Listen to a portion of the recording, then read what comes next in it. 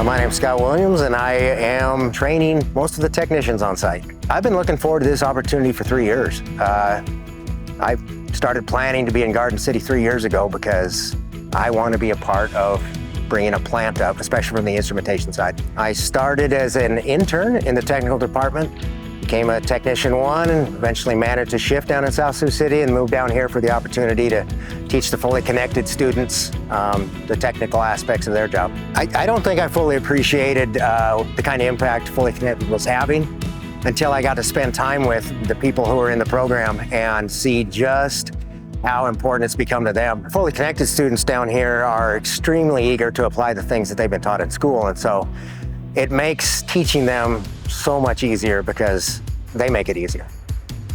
The hardest thing about being a new technician at a functioning plant is knowing how everything is put together and tracing out lines and figuring out what pipe goes where, because there's a lot of pipes.